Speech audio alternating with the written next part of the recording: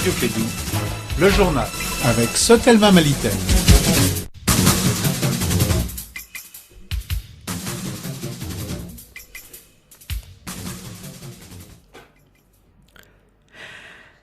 Mesdames et messieurs, merci de votre fidélité. Bonjour à tous. Bienvenue dans ce 13h présentation Mariam Kouyaté. Les titres. Tiebilé Dramé, ministre malien des Affaires étrangères, rejette tout dialogue avec les djihadistes, y compris dans le centre du pays. Face à l'insécurité croissante et multiforme au Mali, l'espace de l'Iptako Gourma, à savoir le Mali, le Burkina Faso et le Niger unissent leurs forces pour trouver des solutions communes. Ils étaient en conclave dans la région de Sikassou. La faim poursuit sa progression dans le monde. C'est en Afrique de l'Est où la situation est la plus alarmante, avec une personne sur 3 souffrant de malnutrition. Les causes sont entre autres les conflits, le dérèglement climatique, les crises économiques et la montée des inégalités sociales. Bienvenue dans ce 13h.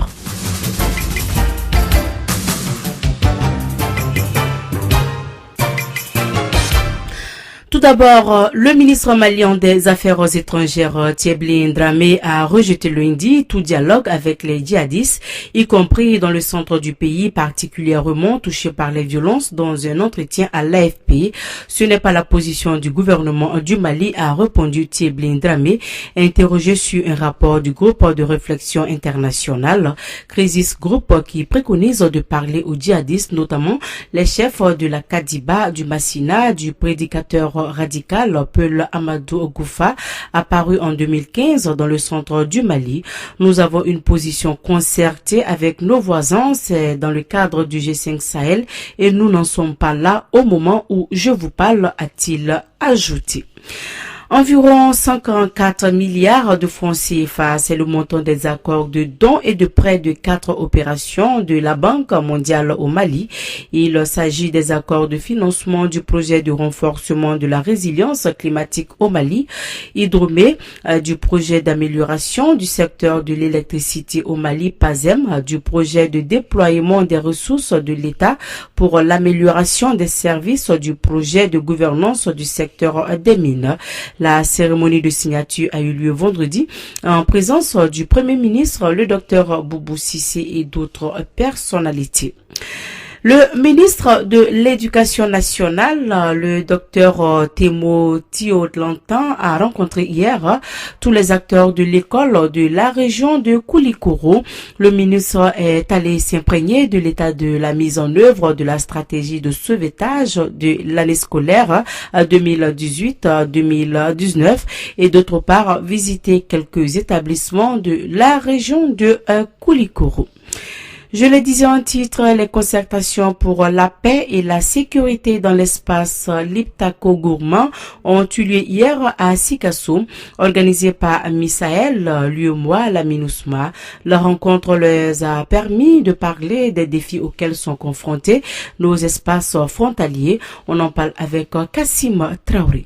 Cette rencontre de Sikassou s'est focalisée sur les questions sécuritaires dans l'espace de l'Iptako Gourma, à savoir le Mali, le Burkina Faso et le Niger. Bourema Abdallah, président de la commission de l'UEMOA. Face à la persistance de la menace terroriste dans la région et à l'insécurité croissante et multiforme qui en résulte, nous devons agir vite et agir efficacement. L'Union africaine ne peut pas rester en marge des défis sécuritaires, d'où la présence de son haut représentant, Pierre Bouyoya. L'Union africaine a initié un processus de coopération en matière de sécurité appelé processus de Nouakchott, lancé le 17 mars 2013 à la suite de l'éclatement de la crise malienne. Une synergie d'action s'avère nécessaire. C'est ce qu'estime Dr Boubou Cissé, Premier ministre du Mali. Les menaces liées au terrorisme, à l'extrémisme violent et à l'instabilité annihilent les efforts de développement socio-économique de nos États, sapent les efforts d'intégration régionale et font planer de graves hypothèques sur la cohésion sociale, la cohabitation pacifique et le vivre ensemble. La riposte des États doit être coordonnée, structurée, adaptée et surtout à la dimension des enjeux et défis complexes qu'elle représente. Les défis auxquels sont confrontés nos espaces transfrontaliers et par ricochet nos États ne sont pas une fatalité. Leurs solutions ne sont pas hors de notre portée. Nous devons améliorer la gouvernance publique et locale. Après la cérémonie d'ouverture, il y aura des ateliers, des plénières, mais aussi des concertations en vue de trouver des solutions sécuritaires communes.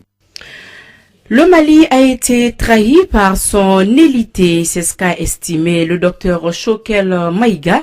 Le président du MPR l'a expliqué comment c'était lors d'un atelier organisé par les ONG sur les droits humains et la crise malienne au centre Djoliba à Bamako. Nous l'écoutons.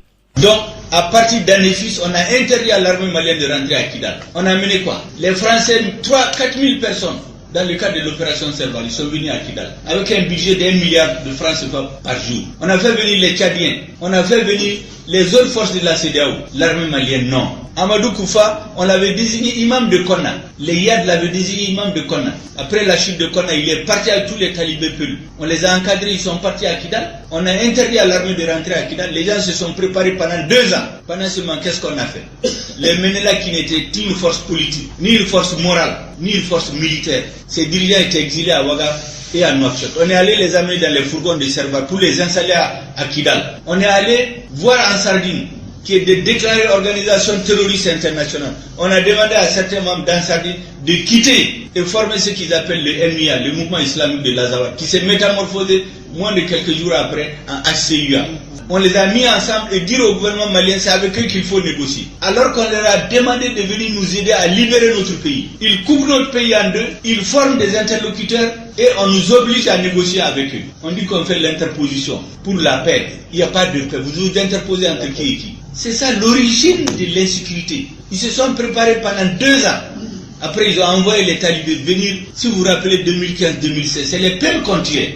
C'est les marabouts Peuls, c'est les imams Peuls qui étaient tués, égorgés.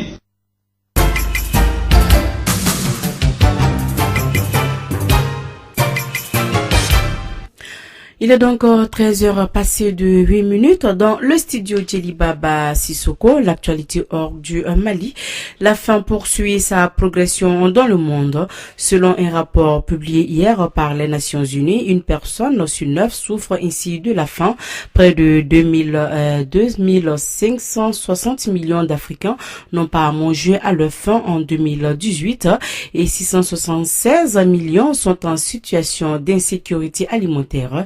C'est-à-dire qu'ils n'ont pas accès régulièrement à une nourriture saine et équilibrée. Si l'ensemble du continent est concerné, c'est en Afrique de l'Est où la situation est la plus alarmante avec une personne sur 3 souffrant de malnutrition, ce qui veut dire qu'il serait donc difficile d'éradiquer la faim à l'horizon 2030 comme l'aurait souhaité l'ONU. À noter également que les causes de cette dégradation sont 3 ordres, les conflits, le dérèglement climatique et les crises économiques et la montée des inégalités sociales. Au Burkina Faso, le président Roch-Marc Christian Kaboré a initié le dialogue politique.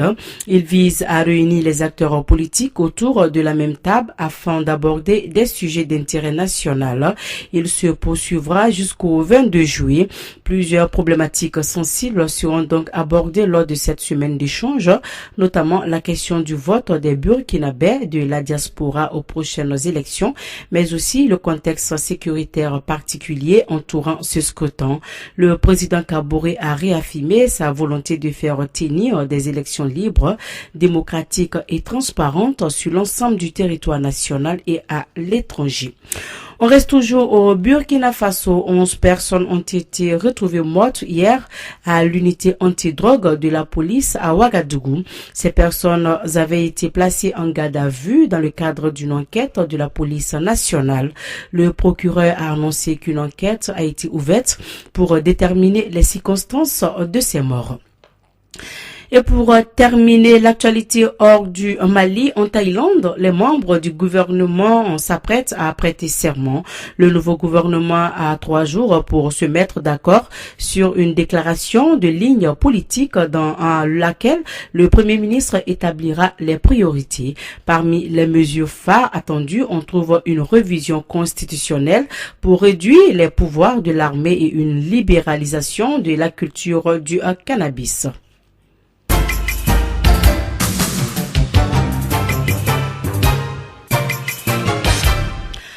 Retour chez nous, la cérémonie des grandes couleurs du génie a été couplée à l'inauguration de l'infirmerie hôpital de Bamako, rénovée grâce à l'appui financier du général Moussa Diawara. C'était au 34e bataillon du génie militaire de Bamako. On en parle avec Kassim Traoré. Le 34e bataillon du génie militaire a respecté la tradition en organisant sa cérémonie des grandes couleurs. Général de brigade Boubacar Diallo, directeur du génie militaire. C'est une cérémonie qui est présidée par le chef de corps, dirigée par les deux chefs de corps des bataillons du génie pour, c'est-à-dire, magnifier le courage, l'attitude et le bon dévouement de nos hommes. Cette cérémonie a été couplée à l'inauguration de l'infirmerie hôpital, dont la deuxième et la première phase ont été financées par le directeur de la DGCE malienne. Écoutez la bagatelle de près de 30 millions. Si vous passez au niveau du l'IHB, il y a eu le pavage, les dallages, beaucoup de rénovations qui ont été faites à ce grâce à la bonne foi du général Diawara. DGSC a toujours cohabité avec nous, mais c'est la première fois qu'on voit un commandement au niveau de la DGSC qui va jusqu'à ce niveau au profit des femmes. Que ce soit à la garde nationale, que ce soit à la gendarmerie, au régiment des paras, au génie, vraiment, l'œuvre de bienfaisance de ce général Mourichor prouve qu'il y a pile baba encore fait quoi. Au cours de la même cérémonie, il y a eu des récompenses pour les plus méritants, général Boubacar Diallo. À l'endroit de ces hommes, ils ont été récompensés, on leur dit bravo, sur la place d'armes, au niveau du tableau d'honneur, leurs images, leurs photos sont là-bas, et pendant les 6 premiers mois à venir, jusqu'en fin décembre. Et mon message, c'est à l'endroit des autres, ceux qui ont eu par le passé ces mérites, mais ceux qui sont sur le rang, que seul par la discipline et l'esprit de sacrifice, nous viendrons à bout et nous honorerons l'atteinte des objectifs fixés par le commandement, le haut commandement. Un repas de corps a mis terme à cette grande cérémonie des grandes couleurs. Sur referme cette édition, le rappel des titres avant de boucler définitivement cette édition de 13h.